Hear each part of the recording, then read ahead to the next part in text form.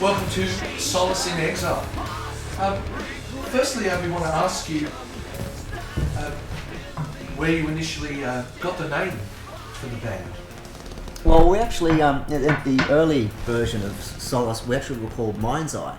And when the guitar player left, we had the original guitar player, we just thought, well, we actually found out there was a band already signed. I think they may have even been Australian and had that name as well, so we were like, name change. And originally I had, at one stage, I come up with, Solace came to mind, and I had Solace and Chaos, and then I thought, I had that for about a week, and then I thought, well, it could be labeling, so, I came up with Solace in Exile. But it also works as far as our themes for a lot of our songs, because we talk about, while we might have a lot of dramas and lots of tensions and things that aren't right in the world. A lot of our songs we like to have that, while it's really bad, to maybe also focus on positives as well. So it's basically essentially taking a positive out of a negative. Please introduce the members of the band. Alright, so we have Rick on vocals. G'day. Who am I? Yeah. Quigs is my name. There you go. Alright. And we have... I'm Josh. And Josh, what do you do? I play guitar. Cool. Alright. I'm playing silence, strong and silent today.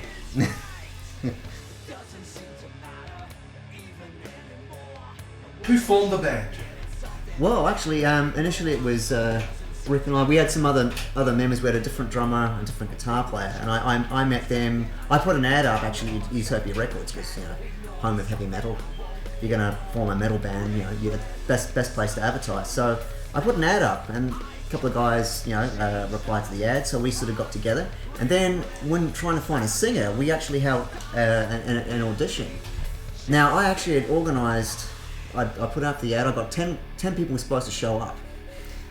So I put the whole day aside to find the right singer. And anyway, Rick was the only guy who showed up. So I got the gig. He got the gig. And what are the musical influences of the band? Oh, well, a lot of rock and metal, but sort of more progressive side. There's also the operatic side of it as well. There's a lot of theatrical sort of. But it's interesting that one magazine described this as, well, funny enough, Yes influence in there, and Rick's actually really into Yes, so he thought that was pretty cool. And Sabotage was another one. Is in there, yeah, sure. But look, Iron Maiden, Black Sabbath, bit of Megadeth. That's sort of those sorts of bands, And artistically, I can see you've got a manga. The manga thing, yeah.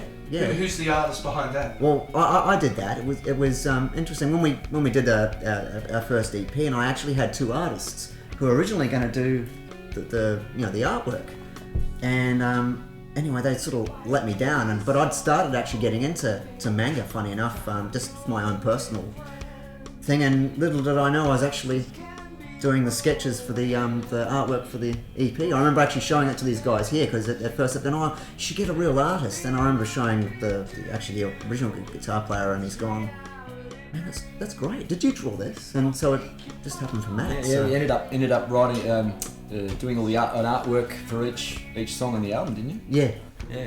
And also the manga theme also comes from, because we've got a couple of songs, 2501 and Giant Light. Well, 2501 is actually inspired by Ghost in the Shell, which is like kind of a cult manga movie, and Neon Genesis. I sort of stumbled upon that, and So let's go through the album. Tell us about the album. Tell us what's the name of the.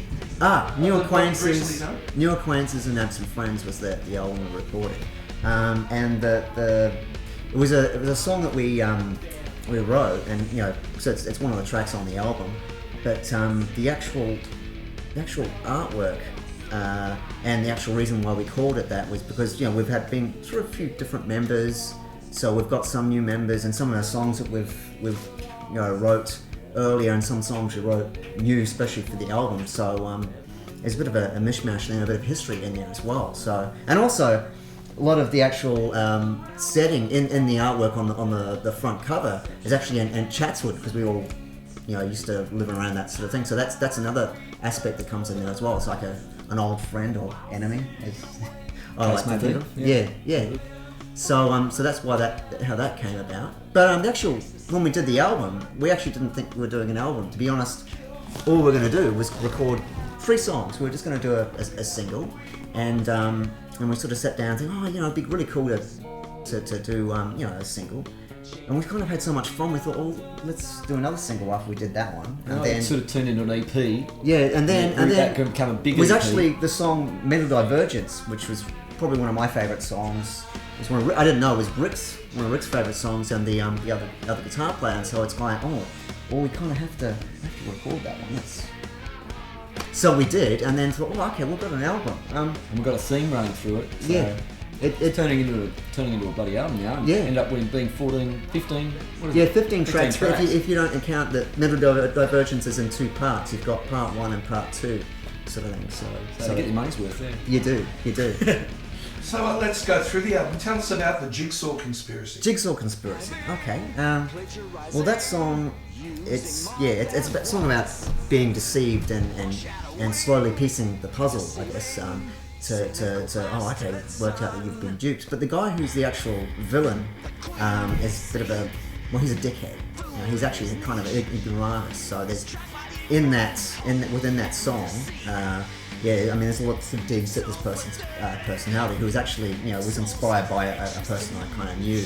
And anyway, I had that riff, the da da da da da da da da da da da da. And anyway, I couldn't work out for life of it. I wanted some vocals over there, but I couldn't think of the actual syllables. And anyway, just in passing, my cousin goes, he was a talentless, arrogant wanker that couldn't sing to save himself.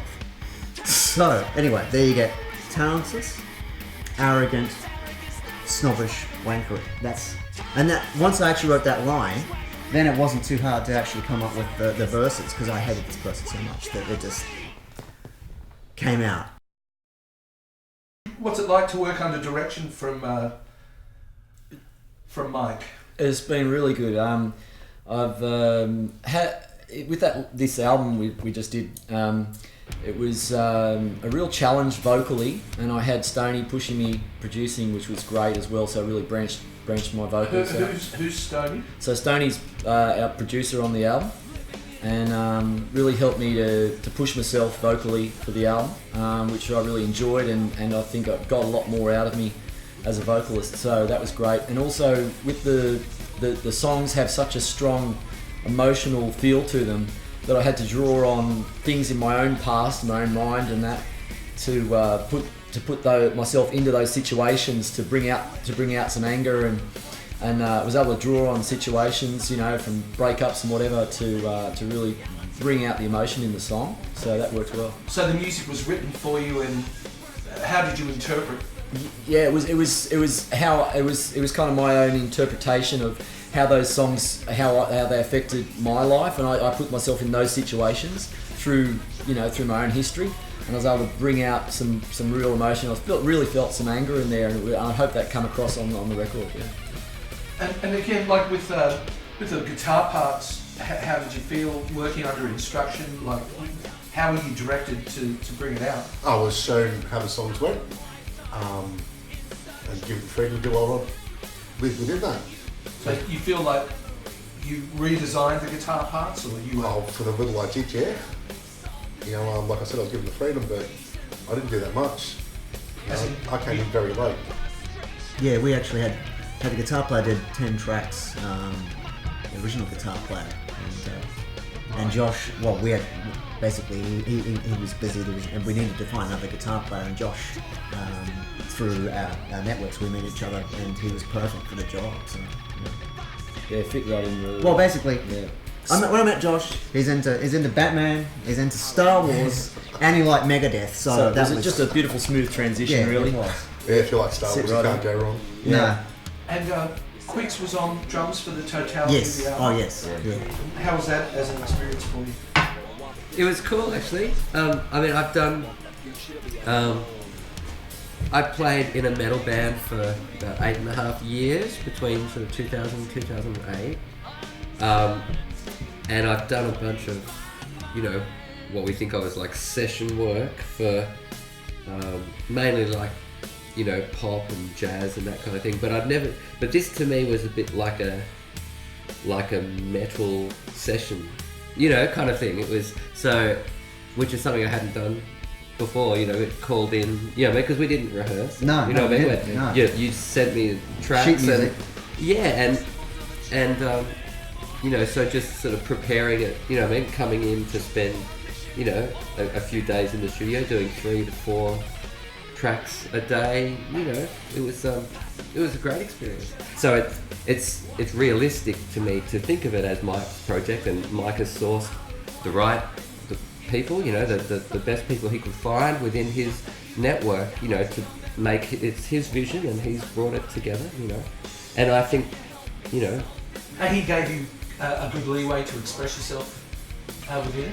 yeah, of course, yeah. So I mean, you know, yeah, Michael had drums programmed with the riffs, which to the best of my ability I sort of recreated, you know, but it's always, you know, the physicality of playing drums, you know, is different to programming. So there's an adjustment to make. That insane. There was a few moments though where I hadn't told you how this is how to end something, and you just, it was like you read my mind though. There were some bits there I like, wow, I was going to mention that to you, but you just did it naturally. It was great.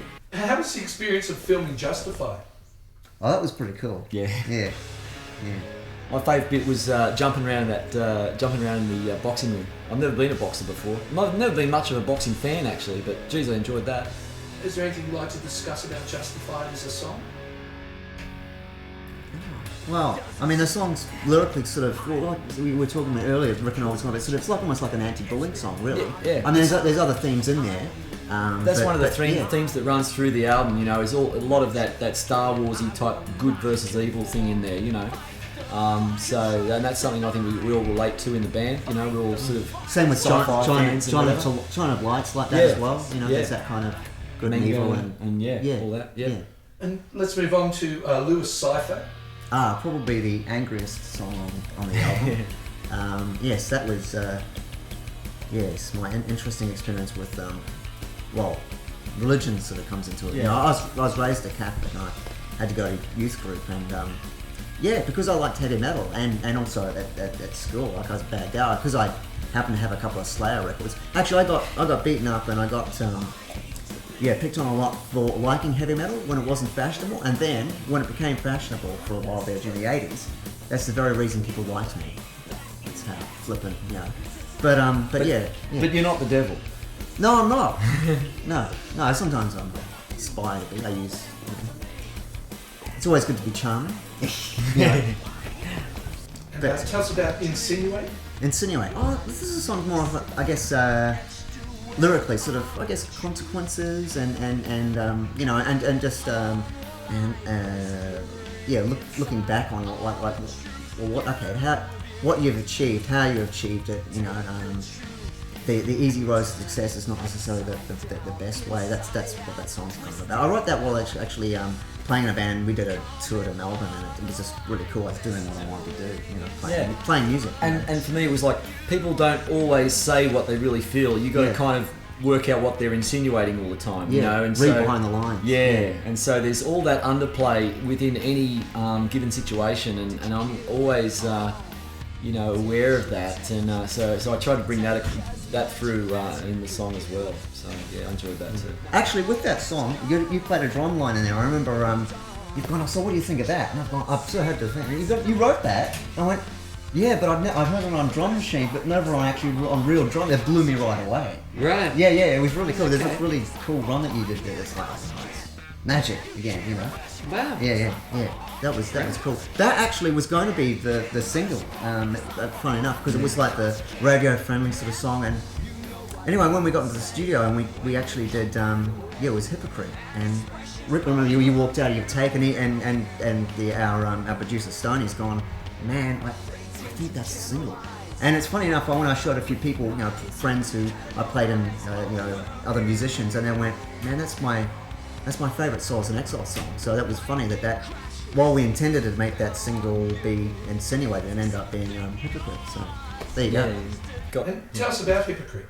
Hypocrite. Well, that song lyrically, I guess, is inspired by tryhards, people who the scene queens of people, and look, you get this still in people who say they're into heavy metal, but they're not. It's just an image thing. I've met a lot of people like that who go from listening to Fear Factory and it's like, oh, now they're into R&B. It's like, well, how do you go from that to that? Like, I don't really get that. I'm a metal guy most of my life, but I mean, I like all aspects of heavy metal. From anything from say like Odd Time Signature, sort of that sort of groove, sort of metal to look, hey, I like thrash metal as well. So I don't get how you can go from Fear Factory to R&B. That's just me. Anyone else know? Josh, no? You ever been to R&B? No. No. And tell us about the gift. The gift was a clip that you did as an homage to Anne Rice. Is that not? Oh yeah. Well, the song. I wrote the song after reading the books, and I just wanted to I wanted to have a pretty song that feel like, oh, isn't that nice? And then you sort of listen to the lyrics. It's a bit sort of darker. So it's yeah. But was Interview with a Vampire somewhere in there as well? Yeah, that was. And also the three first books really. So you did Vampire, the Vampire Lestat, and Queen of the Damned. That's sort of, they're sort of linked. It's mainly, I guess, around the character that Tom Cruise plays, Lestat. That's sort of who it's modelled on, like the actual, the point of view from his character, sort of thing, lyrically. So yeah, but yeah, we made a clip. So we tried to encapsulate the that story into a video clip. So I got to play the vampire because I guess I kind of look quite Dracula-like. And I look like I haven't been fed too much. So, and I got the right complexion. So. Hey, it was a great day. It was Josh's favourite day of all time. Josh's favourite day of all time. Tell us, Josh, why was it your favourite day? Because you told me that it ticked all the boxes. Now, what were they? There was a redhead involved. Well, there you go. Okay. That was one. That was probably the biggest one, to be honest. It was a fun day. It was a very nice, fun day. So I really enjoyed it. Well, actually, someone else actually asked me, why did you kill the band? Well, it wasn't anything personal. What happened is they had to die. Well, what happened is I didn't have enough fangs. I'd ordered the fangs come in, right, and I had enough sets of fangs for the chicks as a vampire and myself, and I thought, what am I going to do here? I don't have enough fangs. I mean, everyone who's been in a band at some point has really wanted to kill a few of their members of the band at some time. I'm sure you guys can agree, being in other bands before. So I thought, well, okay, we'll just have to kill everyone then, So we did, and it was fun. It was fun. Yeah. Tell us about 2501. 2501. That's another manga sort of inspired lyrically song, Ghost in the Shell, which That was a really fun one to sing as well because I tried to get that sort of computer feel into the vocal, and we even put on a little bit of a computer effect in one of the lines, and that worked really well. When I went to LA just after singing that one and stayed at a place that was called 2501 such and such Boulevard or whatever. Oh, really? So that was a real spin out. I think I sent you the photo. Oh, right. But yeah, cool. So that was just a real spin out. Yeah, it's good fun. Love that track. Yeah, actually, and you, Josh, you played the trills in that, didn't you? That's right. Yeah. Charlie's Angel trills. Yeah. What do you mean, Charlie's Angel? Oh, I had that real, and now here's Bosley, that whole trill just in the beginning of the Charlie's Angels thing, and had that little trill, just reminded me of the 70s. You're gonna have to do a setup for that. And tell us about Mental Divergence. Well, this, like I said, this is actually the song that ended up, being the album, just because a lot of the, it was one of our favourite tracks. We always enjoyed playing it live when we played it live, and wanted to, make a recording of it. So, but yeah, it was actually initially inspired by the movie 12 Monkeys. So there's a lot of themes from that, but Mental Divergence Part 2 is more, it deals with, not being quite sure what's reality and what's not. So it has a lot to do with what would you call it? When you're seeing things that aren't there, Psychosis sort of things. The Cassandra syndrome. Well, that's a bass solo, but the reason it's titled that is because it sort of ties in with. So we've got middle versions, part 1 and part 2, and in that within that story, the Cassandra syndrome has to do with Armageddon theme. So I thought, well, it's kind of like, I guess, Mental Divergence Part 3 without calling it that. So that's yeah, but it was sort of, it's a bass solo, but I wanted to make it so it was a sci-fi bass solo. So there's a lot of effects and stuff like that coming in. Yeah. And please, the Giant of Light. Giant of Light. Okay. Well, Giant of Light was inspired by the Neon Genesis Evangelion, which was probably the most influential as far as manga art went. Not purposely. It just I really liked that series. I liked the characters because they had such complex personalities. So yeah, I just wrote the song.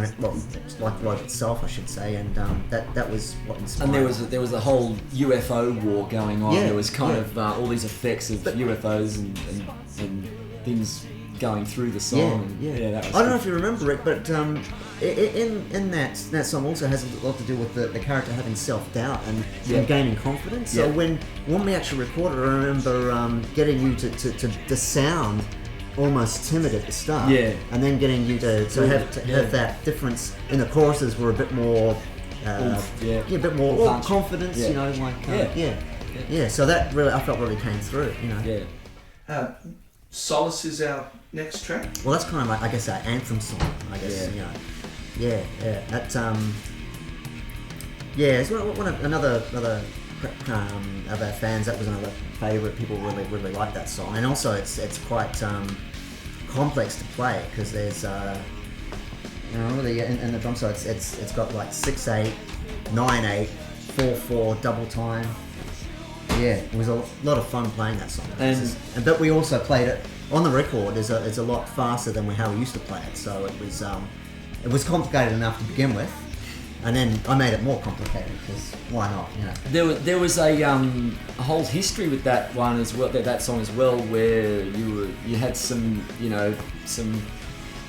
problems with some of your flatmates or something 100 years ago. Yes. And so that all comes through very nicely as well. So it was fun to get some of that anger through for you as well. So because I lived in a share house with heaps of other people too. So you can empathise. It was exactly. So we got that through pretty nicely. And New Acquaintances and Absent Friends. Well, that was the title track, but this song. This is actually one of the first songs I wrote, and it was kind of how can I put this? When you're writing and your English teacher says, "Oh, write about what you know."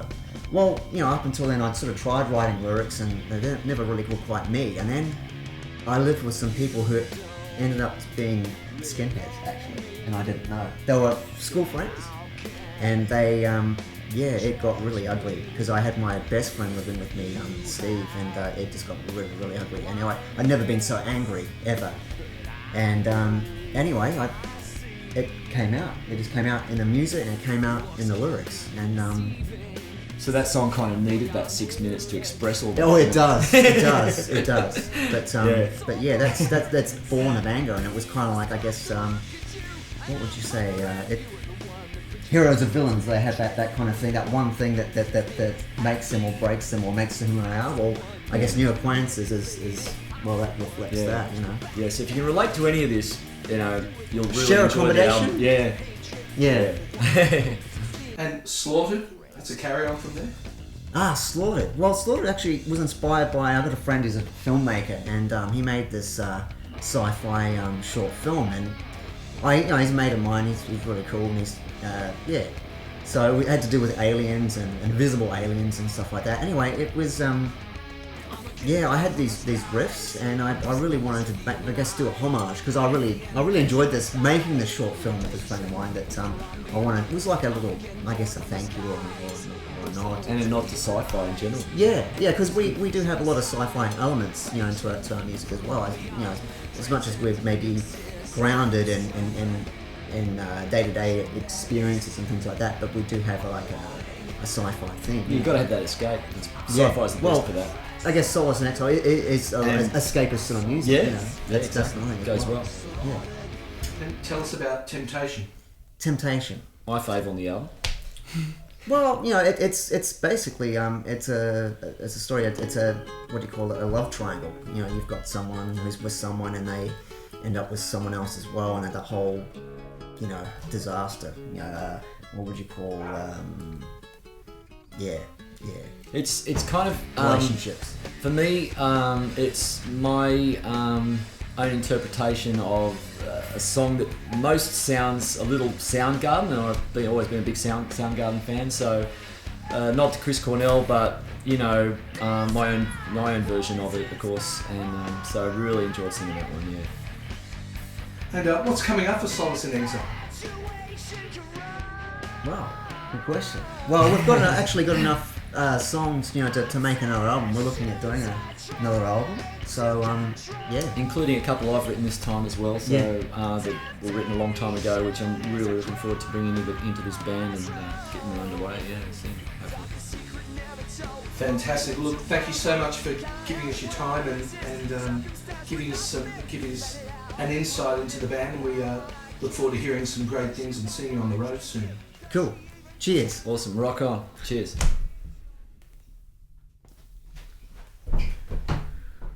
Okay, just let me shut that. That was easy. Piece of cake.